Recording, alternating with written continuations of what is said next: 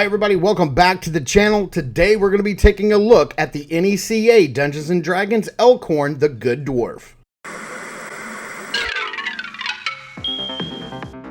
If Saturday morning cartoons fueled your imagination as a kid and powers your action figure collecting now as an adult, then you're in the right place. Thanks for stopping by and welcome to Saturday Morning Toy Collector. And if you like my content, please consider subscribing.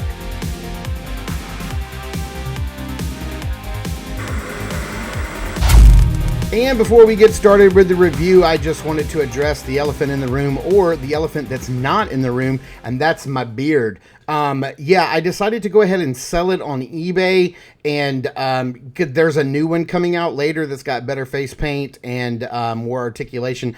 No, honestly, really and truly, I got up yesterday and I was like, hey, I'm kind of tired of this thing. I'm just going to shave it off. But hey, no worries. It'll probably be back in about 3 weeks. It grows pretty fast. And I'll be back to looking like George R.R. Martin or Guillermo del Toro or Gandalf or whoever you guys said that I look like. But anyway, enough about my beard. Let's get over to the review. All right, here we have the front of the package. I love that it says, this is funny, I love how it says good action figures right here at the top. I don't know if that's a nod to the old LJN figures, but I love this beautiful painting on the front. This nice, beautiful shot of the figure on the back, on the side. We have the name. Here we have a little write-up. If you want to pause it and read that, you certainly can. You can see some nice photography of the figure all over the back of the package, which looks really nice. And then the cross cell here. I have every one of these except for Grimsword. I just never had him as a kid and didn't want him now as an adult. But there's a nice shot of the figure photography. It looks great. It says flame effect. The glow is stimulated, and then there is just about everything he comes with. You can see he comes packed with a lot of stuff. So let's get to it. Let's get him opened up and see what he comes with. All right, starting off with his accessories here. He does come with this really nice, like, purple crystal in like the stone, which I think is really cool, and this will make a great little add-on piece for like some dioramas, which is nice. He has this nice heart jewel that he comes with that will give him an extra heart life, just like in Zelda, which is a lot of fun. He does come with this jug of mead or ale or ice cream smoothie, whatever it is. He comes with this really nice torch, which I love, and it is a separate piece, but it does not come off, this flame effect. But it looks really nice translucent and painted, and I love the wood grain on the bottom. It looks really nice. That's a fun accessory. He comes with a lot of fun accessories. He has this beautiful backpack, one of my favorite backpacks that I've ever gotten with a figure. He has 2 holes here on the side, and you can plug the sword sheath there in the side, which is great thinking, NECA. I really appreciate that. Just the detail on the bed rolls looks nice. You get these 2 hooks on this side to hold like his wood cutting axe, which is really cool, or goblin cutting axe. He can cut whatever he wants with that axe. It has this nice little flap that you can open up, and you can put like the jewels in there, his extra hands, whatever you want. This is just a beautiful backpack. It's soft, it's pliable, and it fits on nice to his back. It does have this little plastic flap, which I don't know how I feel about, but we'll see how easy that is to put on his back here in a little bit. Next up, you can see that with the hands, he does come with 2 gripping hands on the figure out of the package, which is really cool. He does 2 fists right there, 2 closed fists. And for the rest of the hands here, they all are going to have horizontal hinges. So we have this left hand with a tight grip, like I said, with a horizontal hinge right here. He comes with this other left hand, which looks like one that came with Zarek for throwing knives. But this one, I think maybe to hold the jug would be kind of cool. He does come with another left hand with a more open grip. So, for some of your bigger handled axes there. He does come with a right hand with a tighter grip. It's kind of like for the torch and his small axe, and then another right hand with a larger hole for gripping. So lots of hands here. As far as the weapons go, he comes with this little knife, which is really cool. I have this gold handle and this little gold detail all over the tip of the hilt there. Looks really nice. He does come with this wood chopping axe with a little wood grain, and I really love the notches in the metal. It's worn, and then he comes with this really awesome shield. It's really cool. It's got some scratches on it. It has got some pot marks around the back. It does come with this beautiful like leather strap and painted buckle and this handle here, which is really nice. And I don't know if this is removable. It is not. That's made in there completely with one piece. And then I really like this saw design that's on the inside. I mean, who's going to see that? You know, you don't have to go all that way, but NECA did. I love the sword and sheath. It looks really great with all of the gold accents and the leather wraps. And then it fits in there really well. It's not coming out. It sticks in there. And then the sword is really nice. Silver blade, golden hilt, got some leather wraps around the handle there, and then a gold pommel. Looks really nice, and I like the way that fits. It has this really nice like heavy hammer that's really cool with a gold and silver head detail, which looks really nice. A hammer on one side and a pick on the other. I love the intricate detail here, and the paintwork looks really nice. The metal work looks nice and weathered, and then has this like bronze wrap around at the hilt. And then come to my favorite weapon, which is this really cool axe. It's a big double-bladed axe, and this thing is huge. You can see that the hammer is almost as long as the axe.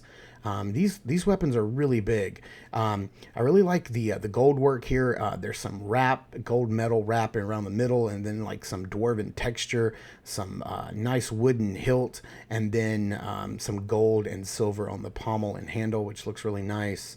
And then he comes with this big, massive hammer, and this thing is huge. It's even bigger than the axe, and this thing is massive. I love the offset diamond sides of the hammer, which looks really cool. The gold and the silver, the way it's connected. Some nice detail work that they just, NECA just always going the extra mile. Nice, like soft, like cushiony wraps with bands around them and a gold detailed pommel.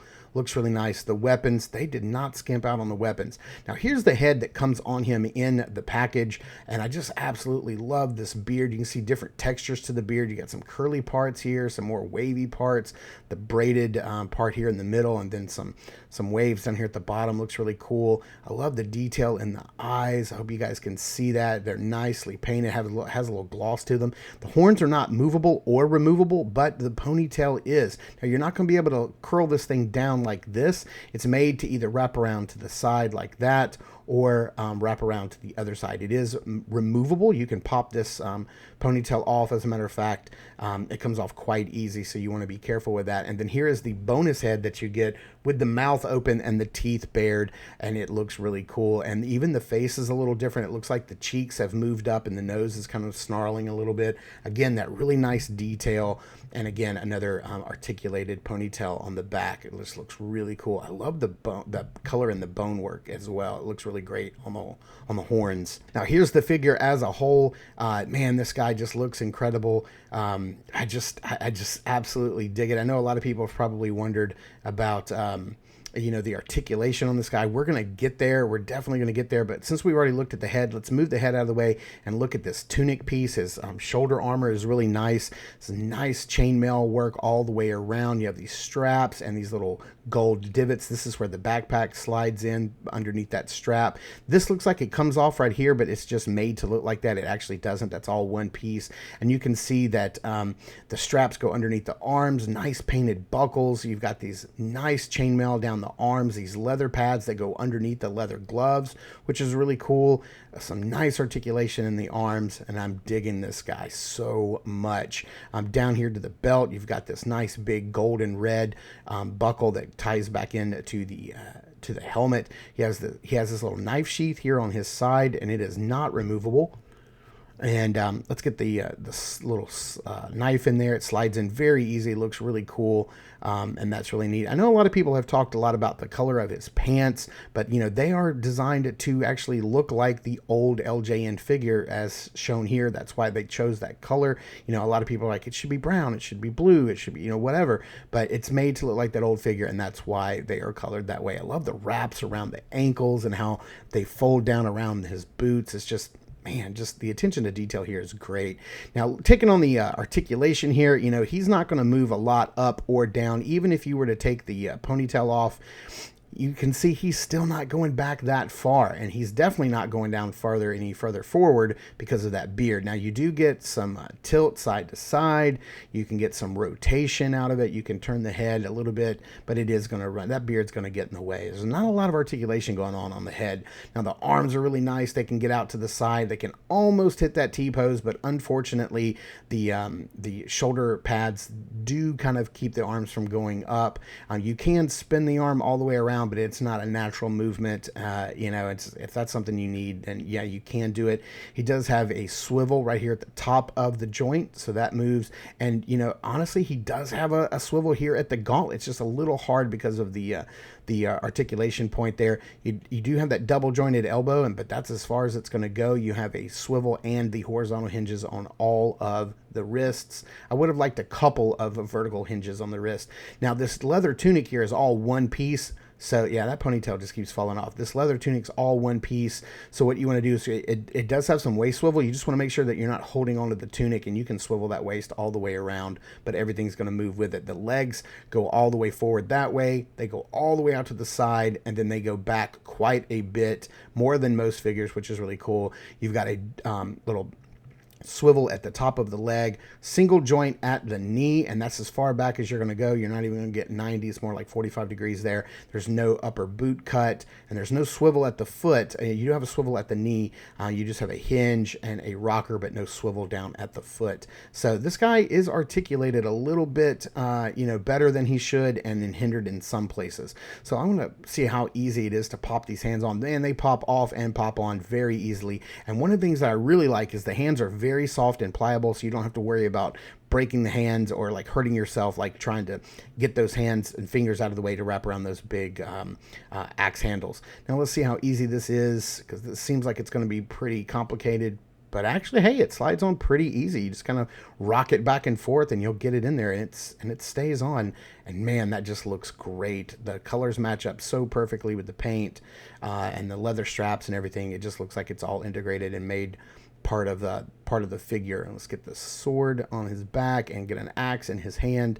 And I may have too big of a hand.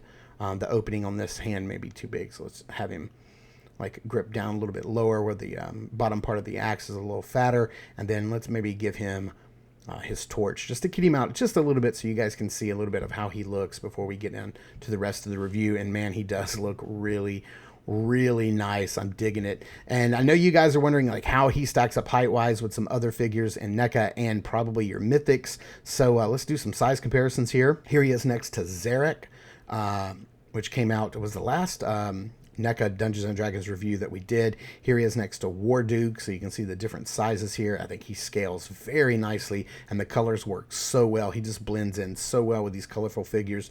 Here he is next to his good buddy Strongheart, and man, he's looking really nice. These two are going to go on some great adventures together. Now, I know you guys are wondering, how does he fit in with Mythics because he is a dwarf? I think he fits in very well. Here's a standard size Mythic Legions figure, Bilbone's Broken Shield, and that's how he stacks up next to him. And then here is a dwarf. This is a custom dwarf that I created, but you can see he scales very nicely. If you want to put him in with your Mythics, you absolutely positively can.